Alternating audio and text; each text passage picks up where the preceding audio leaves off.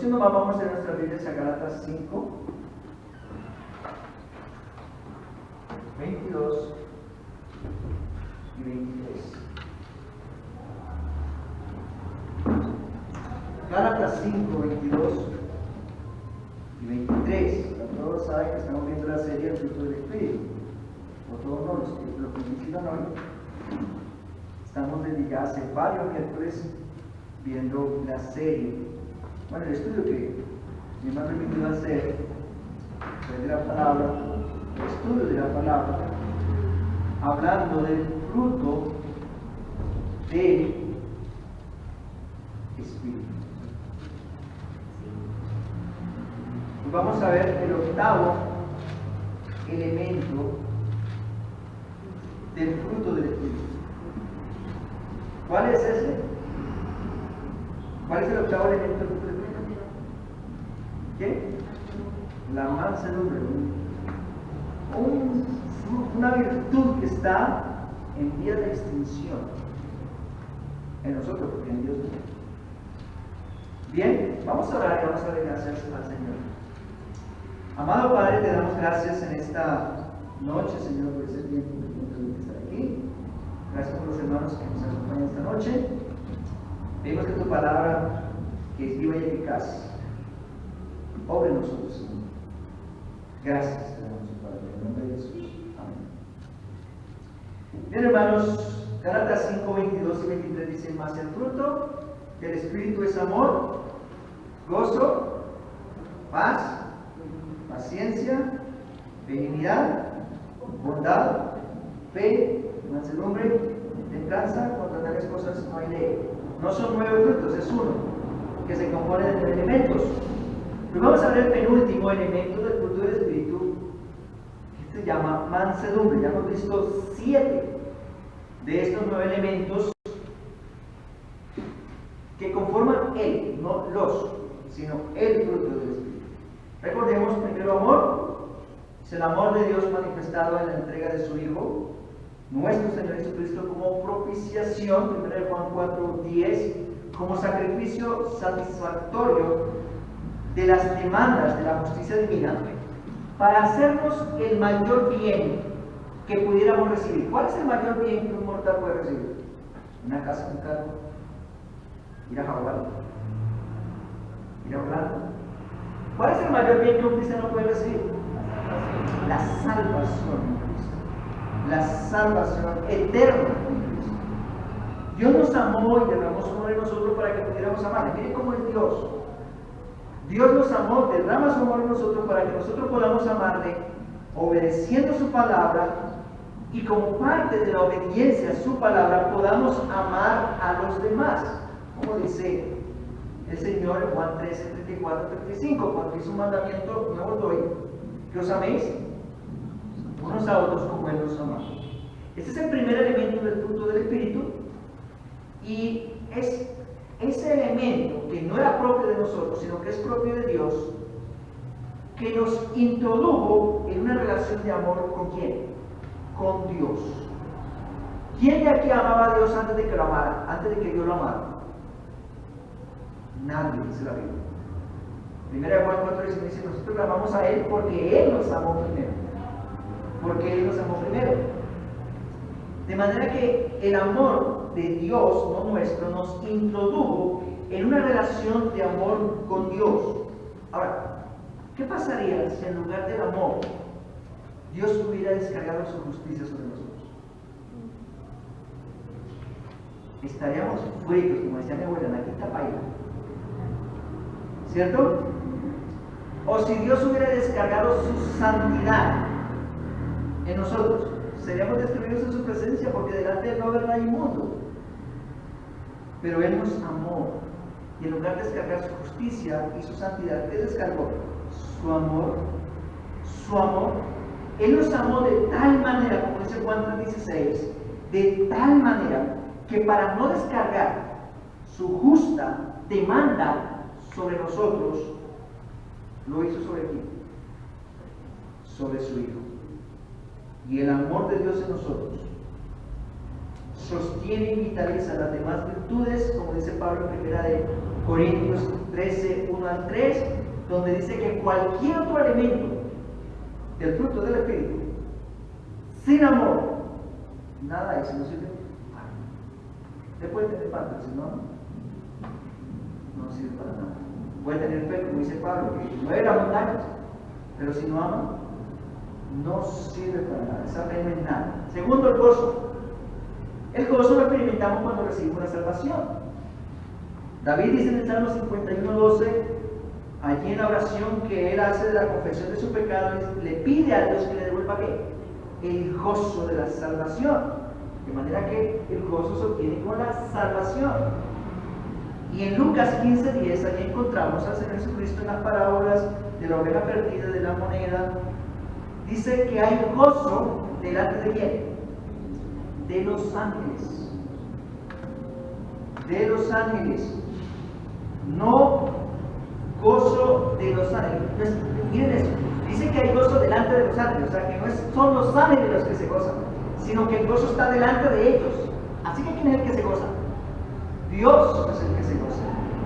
Dios se goza, es el gozo de Dios por un pecador que se arrepiente. Ojo, por un pecador que cambia de mentalidad con respecto al pecado, se aleja de él y corre hacia Dios. Eso es el arrepentimiento. Cambiar de mentalidad en cuanto al pecado, dejar el pecado y correr hacia él. Proverbios 28:3 dice que el que encubre sus pecados no prosperará, mas el que los confiesa y se aparta, ¿qué pasa? Alcanzará la misericordia de Dios. El gozo es felicidad o júbilo que nos viene de adentro, contrario a la felicidad, porque la felicidad viene por circunstancias externas.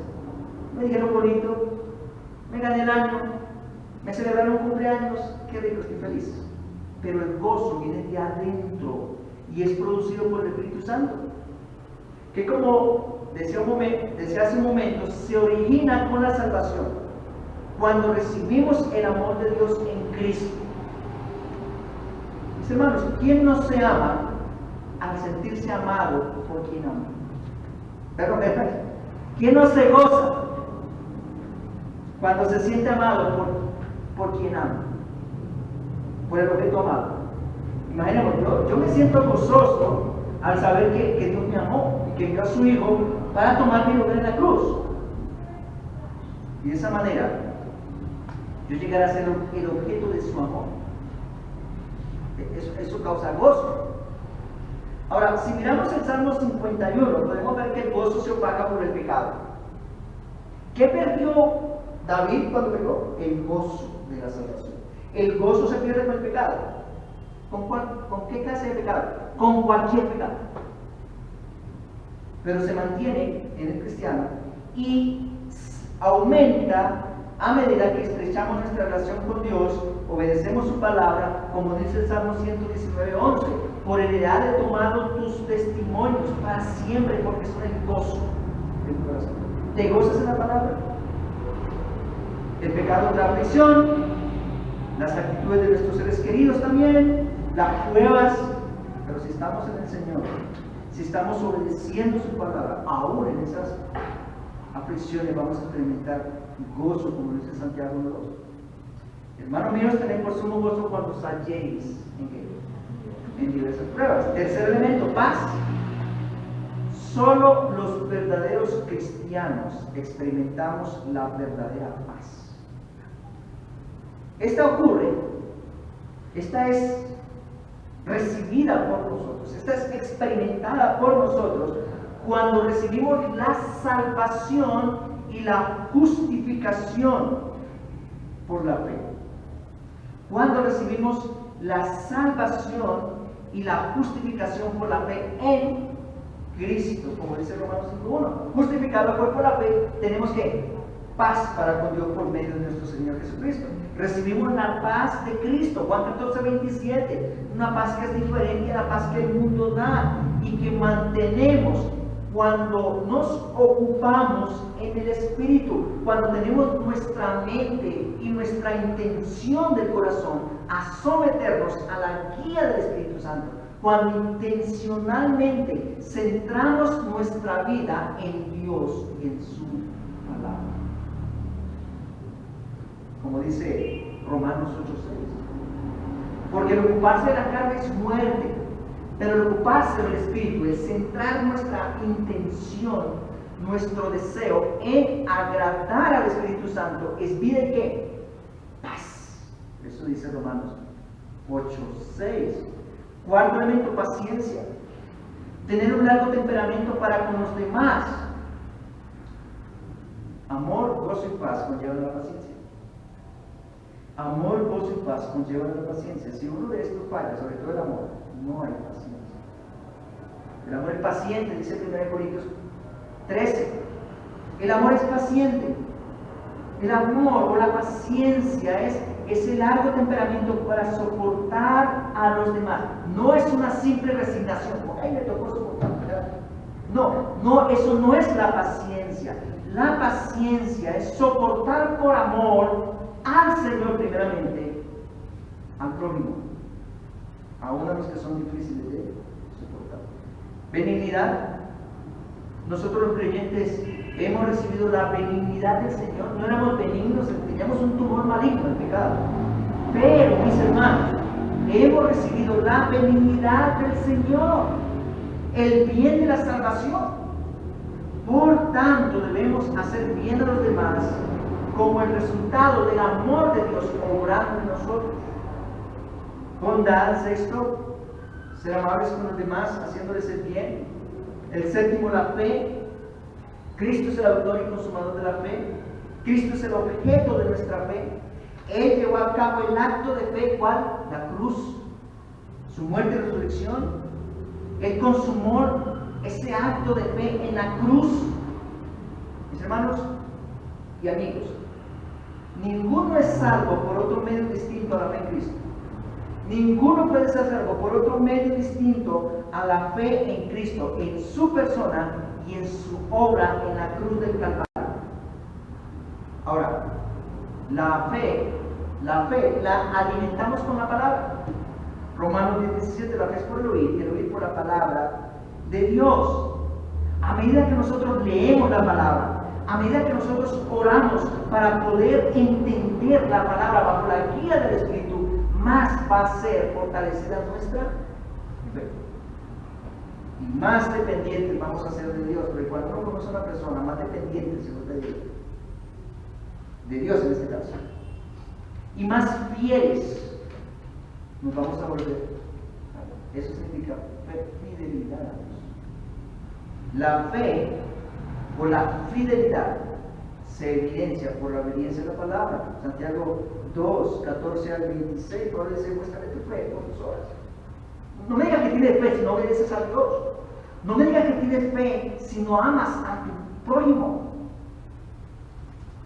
Un amor objetivo, un amor sentimental. Un amor que hace el bien. Esa es la fe, por la fidelidad de la que es el elemento número séptimo del fruto del Espíritu. Nos faltan dos elementos. ¿Cuáles son? Mansedumbre y templanza. Ahora, todos estos elementos, tengamos en cuenta, hermanos, todos estos elementos del fruto del Espíritu se desarrollan en nosotros. Dios, el Señor, no da el Espíritu por medida. No le dio medio Espíritu con los tres elementos más bonitos: el gozo, la paz, el gozo y la paz. Yo tengo gozo y tengo paz, pero no amo, no obedezco a Dios. No, Dios no da el Espíritu por medida, Dios da el Espíritu completo en nosotros. De manera que todos estos elementos se desarrollan en nosotros a medida que sometamos nuestra vida ¿a qué? A la guía o al control del Espíritu Santo. Gálatas 5:16 Cristo. ¿Qué dice Gálatas 5:16? Digo pues, andad en el Espíritu y no satisfagáis los deseos de la carne. Es la ordenanza de Pablo: anden en el Espíritu. Y vamos a desarrollar ¿qué cosa? El fruto del Espíritu. Pero cuando nos dejamos llevar por la carne, que pasa a menudo, por lo menos en mí, no sé ustedes, comienzan a manifestarse en nosotros las obras de qué? ¿De qué? ¿Las obras de qué? De la carne, Gálatas 5, 19 al 21, las cuales son restringidas en un verdadero creyente por el Espíritu Santo. Como lo vemos en el versículo 17 de Gálatas 5, el contexto de Gálatas 5, 22 y 23. Porque el deseo de la carne es contra el Espíritu y el del Espíritu es contra la carne, y estos dos se oponen entre sí para que no hagáis lo que quisierais, Mis hermanos, si nosotros comenzamos a darle gusto a la carne, ¿hay alguien que se va a oponer en nosotros? ¿Quién? El Espíritu Santo. ¿Saben por qué hay cristianos ansiosos, desanimados, que no se hallan? Precisamente porque están entre el Espíritu y la carne. Sienten deseo de agradar a la carne. Puede ser en cuestión en el hogar, en el trabajo, o incluso dejan de orar, no leen la Biblia y lo hacen, pero ¿qué pasa? No son felices, no tienen paz. Bien, ¿qué deberíamos hacer en ese caso? Orarle al Señor, pedirle perdón por rehusarnos a la guía del Espíritu y comenzar a someter la carne a la oración, a la lectura de la palabra, pedirle al Señor en oración su guía, su dirección, y en fe, en fidelidad, hacer eso que naturalmente no quisiéramos hacer. ¿Cómo qué cosas? Como orar, leer la palabra, amar al prójimo, etcétera, etcétera. Tal vez estemos esperando que nuestra carne un día sintamos el deseo de hacer esas cosas. Pero ¿saben qué les tengo una noticia? Eso no va a pasar. Y puede ser que pase momentáneamente, pero no va a perdurar. Puede ser que emocionalmente terminemos, yo que sé, pero si no persistimos en someternos a la guía del Espíritu, las ganas que tengamos se van a esfumar y el resultado va a ser tristeza, desánimo, etcétera, etcétera. Pero si determinamos buscar al Señor, obedecer su palabra, sintamos o no las ganas de hacer eso que Dios nos demanda en áreas específicas y lo hacemos y perseveramos en ello, el resultado será ¿qué? El sometimiento a la guía del Espíritu. Y el fruto del Espíritu se va a desarrollar en nosotros. Bien, eso para llevarles a entender que el fruto del Espíritu no es algo que nos va a llegar por inercia, si no nos sometemos a la guía del Espíritu Santo. Bien, la octava virtud es mansedumbre, que nuestra carne quiere extinguirla de nosotros, pero no puede. La mansedumbre, como todos los elementos del Espíritu, les tengo una noticia, no es natural en nosotros. ¿Oyeron eso? La mansedumbre, como todos los elementos del fruto del Espíritu, no es natural en nosotros. ¿Es propia de quién? De Dios. Dios es manso, porque tarda en airarse. Dice el Salmo 86:15, mas tú, Señor, Dios misericordioso y clemente, lento para la ira y grande misericordia. Salmo 86:15. ¿Cómo se expresa aquí la mansedumbre de Dios? En este versículo. Vuelvo y le digo, mas tú, Señor, Dios misericordioso y clemente, lento para la ira y grande misericordia. ¿Cómo se expresa la mansedumbre de Dios en este pasaje? ¿Alguien que lo diga en voz alta? Que es lento para la ira.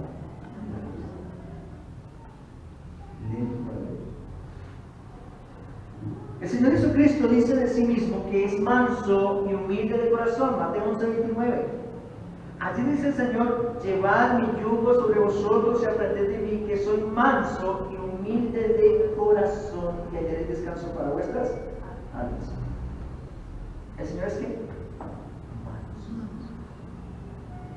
tan manso como una oveja llevada al matadero, tan manso como dice Primera de Pedro 2:21, pues para esto fuisteis llamados, porque también Cristo padeció por nosotros, dejándonos ejemplo para que sigáis sus pisadas, el cual no hizo pecado ni se halló engaño en su boca, quien cuando le maldecían no respondía con maldición, cuando padecían no amenazaba. Deje ver, cuando llega el cielo, no, él no amenazaba, sino encomendaba la causa al que juzga justamente, quien llevó el mismo nuestro pecado sobre el madero, para que nosotros, estando muertos a los pecados, vivamos a la justicia, y por tu herida fuisteis sanados.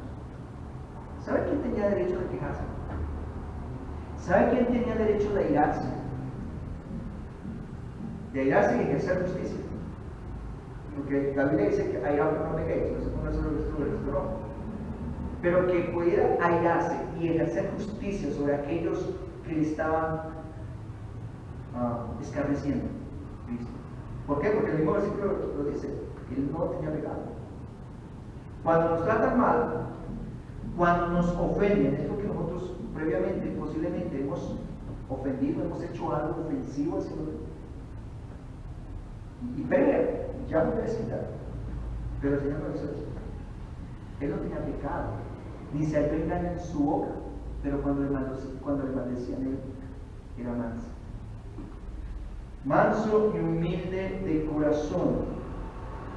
Pablo decía en 2 Corintios 10:1, cuando tenía planeado ir a los Corintios, una iglesia que no lo quería, que no le simpatizaba, una iglesia que había hablado de él, una iglesia que buscaba las intenciones del apóstol, él dice que él ruega a los corintios. Dice, ruego, 1 Corintios 10:1, dice, yo Pablo os ruego por la misericordia y ternura de Cristo. ¿Por qué Pablo ruega? Por la misericordia y ¿qué? Por la mansedumbre, ¿qué? Mansedumbre y ternura de Cristo. Pablo ruega, dice, os ruego por la mansedumbre y ternura de Cristo, que cuando esté, yo que estando presente ciertamente, soy humilde entre vosotros, mas ausente soy osado para con vosotros. Ruego pues, que cuando esté presente no tenga que usar aquella osadía con que estoy dispuesto a proceder resueltamente con algunos que nos tienen como si anduviésemos según la carne. Yo creo que Pablo aquí está rogando para que cuando esté entre los corintios no tenga que usar su severidad, porque si había alguien que era temperamental, que vemos que era temperamental en la Biblia, ese era Pablo. Cogió a Pedro en plena plaza de Antioquía y le cantó sus 4 verdades.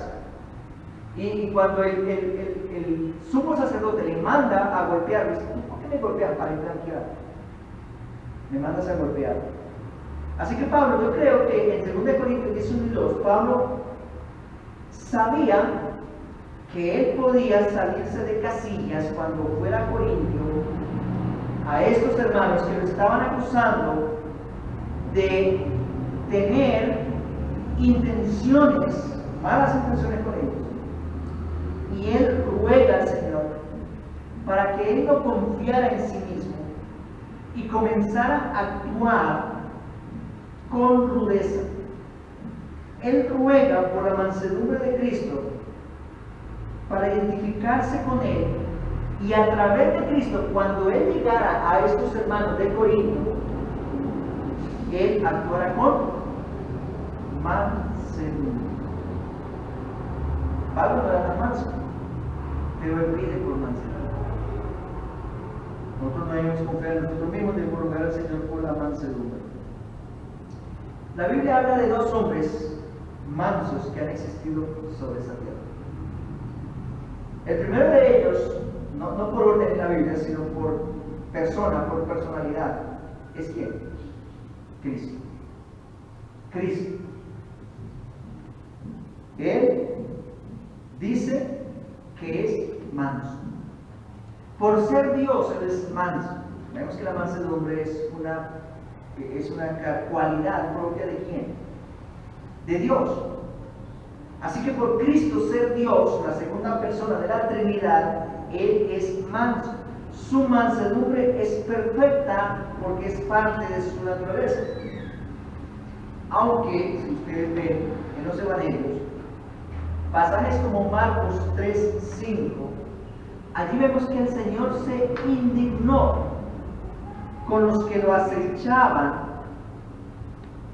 Allí llega el Señor a la sinagoga un día de reposo, había una persona con una mano seca, o sea, enfermo de una mano, y los fariseos, que siempre seguían al Señor para buscarle el lado por donde acusarle, estaban esperando que él hiciera el milagro el sábado en la sinagoga para acusarlo, para poder acusarle. Y dice el Señor en Marcos 3:5 que mirándolos alrededor con enojo, el mismo que es manso y humilde de corazón, se enojó, dice, entristecido por la dureza de sus corazones, y luego hizo un milagro. Cuando purificó el templo, también leemos en Juan 2:15, que el Señor hizo una sota de cuerdas, mucho como que el Señor llega y hace eso, para no contradecir la mansedumbre con su actitud. Pero leemos aquí que el Señor hizo una sota de cuerdas y echó fuera a todos y volcó las mesas de los cambistas, de los que cambiaban el dinero local por el dinero extranjero. Y el Señor se indignó o se enojó porque los líderes religiosos habían hecho del templo una plaza de ¿qué? De mercado. O como dice Marcos 11:17, hablando del mismo evento, de la casa que había sido llamada por Dios casa de oración para todas las naciones, la habían hecho una cueva de ladrones. Miren qué vocabulario del Señor. Porque estaba enojado, aunque él es manso y humilde de corazón.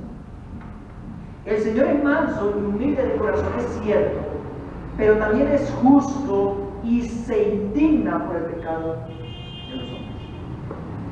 Como cualquier persona que ama y a la vez es manso, se duele por el pecado de aquellos a quienes ama. Si alguien dice que ama y que es manso y no se duele por el pecado de aquellos que ama o siente tristeza y les manifiesta su pecado, en realidad es un indiferente. ¿Me están entendiendo? El Señor, que es manso y humilde, se indignó por el pecado de su pueblo.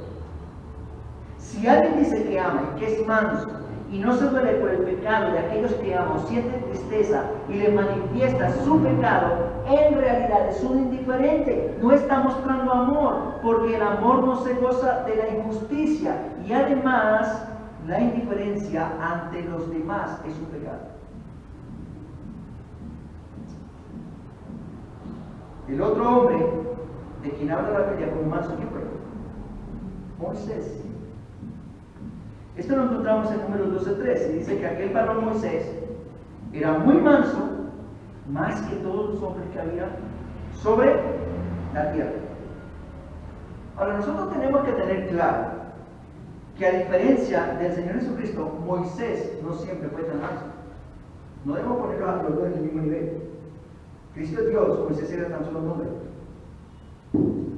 Mirando la historia bíblica de Moisés, vemos que cuando él tenía 14 años, en Éxodo 2:11 y 12, Moisés salió a ver a su gente, a su pueblo. Su pueblo era esclavo en Egipto, y cuando vio a un egipcio golpeando a uno de sus hermanos, ¿qué hizo Moisés? ¿Cómo reaccionó? Matando al egipcio, ¿cierto? Matando al egipcio. Y en Éxodo 32, cuando bajó del monte Sinaí y vio al pueblo entregado a la idolatría, dice Éxodo 32:19, que se enardeció en su enojo. Dice Éxodo 32:19, la Reina Valera 60, dice, y vio el becerro en las danzas, ardió la ira de Moisés. Un hombre, como dice Números 12:13, muy manso, más que todos los hombres sobre la tierra. Pero un año después, en Números 12:3, Dice que era manso más que todos los hombres sobre la tierra. Y esto es importante, mis hermanos, que entendamos esto. Porque la palabra mansedumbre en hebreo tiene que ver, el significado de la palabra hebrea para manso o mansedumbre, tiene que ver con el sentido de una humildad tras un proceso de aflicción. Tiene que ver con el sentido de una humildad que surge de un proceso aflictivo. Moisés llegó a ser manso a través de todo el proceso que pasó con el pueblo de ¿qué? De Israel, porque era un pueblo terno. Era un pueblo que Moisés varias veces quiso tirar la toalla. Y ese proceso le guió a ser manso. Él pasó sufrimiento de dirigir a ese pueblo. Él sufrió aflicción, la calumnia de ese pueblo. Y estos fueron los ingredientes que contribuyeron a la mansedumbre de ¿quién? De Moisés. Ahora, tengamos en cuenta algo, porque no siempre el resultado de un proceso de aflicción es la mansedumbre. No siempre. Mis hermanos, la mansedumbre es la virtud de quienes sufren aflicción, dolor, opresión, privación y entienden, porque ahí está el secreto, entienden que en esas circunstancias de dolor, aflicción, opresión, privación, deben tener una actitud de sumisión. ¿De sumisión a quién? A Dios. De manera que no siempre el resultado de la aflicción o las circunstancias adversas o el sufrimiento causado por otros es mansedumbre. No siempre. Si entendemos que hay un Dios que usa todas las cosas para bien, que usa esas situaciones para conformarnos al carácter de Cristo, el resultado va a ser mansedumbre. Pero si la actitud es queja, egoísmo, querer hacer nuestra voluntad por encima de la de Dios, el resultado va a ser otro. El resultado va a ser otro, totalmente opuesto. Y quizás más frecuente es amargura, no mansedumbre. Amargura, no mansedumbre.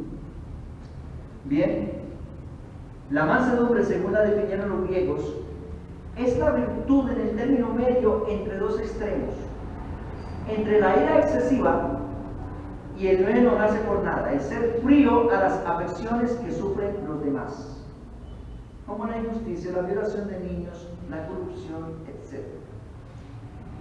Como un ejemplo, mis hermanos, si yo digo que amo a mi esposa, y no dude esto, la amo.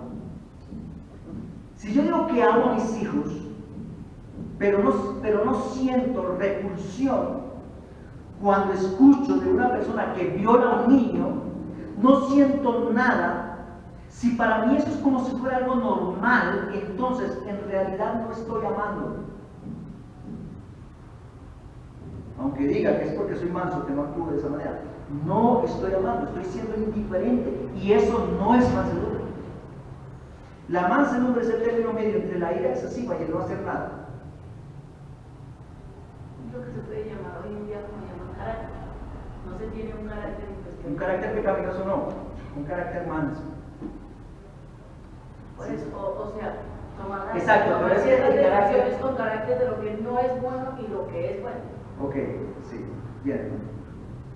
Mis hermanos, el manso es el que no se aira a destiempo. O sea, antes o después del tiempo. La Biblia dice en Efesios 4:26, airaos, pero no pequéis, no se ponga el sol sobre vuestro enojo. Recordemos el ejemplo del Señor Jesucristo y el ejemplo de Moisés. Mis hermanos, el manso siente indignación por los pecados, incluso por su propio pecado. Siente indignación por su pecado. Siente indignación por el pecado de otros, pero actúa bajo control. actúa bajo control. Ser manso no significa ser alguien falto de ánimo, alguien que no actúa ante cualquier situación, que ante todo lo que está pasando no interviene porque no quiere tener problemas. Cuando escucho de alguien así, pienso que esa persona no está pensando en los demás. Cuando yo no me meto en un problema, porque es que no quiero tener problemas, ¿en quién estoy pensando? Cuando yo veo a un hermano pecando y su pecado está afectando a otros, y digo, es que no digo nada porque no quiero tener problemas, ¿en quién estoy pensando yo? ¿En mí? Estoy pensando en mí, yo no quiero meterme porque no quiero tener problemas. Hay muchos así, yo he visto personas así. Está manso, no. Está pensando en sí mismo porque no quiere tener problemas. No importa cómo están los demás, no importa cómo está pasando, cómo está afectando los pecados de otros. Él no interviene porque no quiere tener problemas. Aun cuando los problemas en los demás son graves. Eso no es manso. Eso es alguien indiferente, no manso. El manso es una persona dócil que por lo general ha aprendido a hacerlo. A veces escuchamos de caballos mansos o amansados. ¿Han escuchado un caballo manso o un caballo amansado? Pero ese caballo, antes de ser manso, ¿fue qué? Salvaje. O como dicen en mi pueblo, un caballo cerrero. Pero ha sido amansado a través de una disciplina muy rigurosa y dolorosa, y así llegó a ser ¿qué? Manso. Lo mismo el creyente llega a ser manso. No olvidemos Romanos 8, 28 y 29. Todas las cosas ayudan bien para hacerlo como Cristo. El creyente adquiere una mansedumbre fuerte como el acero para actuar bajo control. Si una persona mansa no es si una persona mansa es alguien pasivo que no reacciona frente a nada, es un indiferente. Tampoco es alguien que es puro sentimiento. Hay personas que son puro sentimiento, pero al final es un quietista, alguien que no reacciona para no sentirse mal o hacer sentir mal a los demás. Tampoco eso es una persona mansa. La mansedumbre, como elemento del fruto del Espíritu, recuerden, está unida al amor. Y el amor no se goza de la injusticia, el amor no se goza del pecado de los demás, ni de las afecciones por el pecado de otros.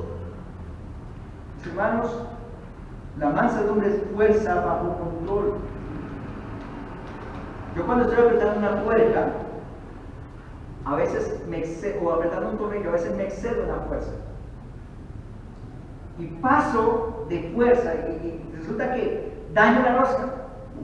Y mi esposa me dice, eso es un bruto con mucha fuerza.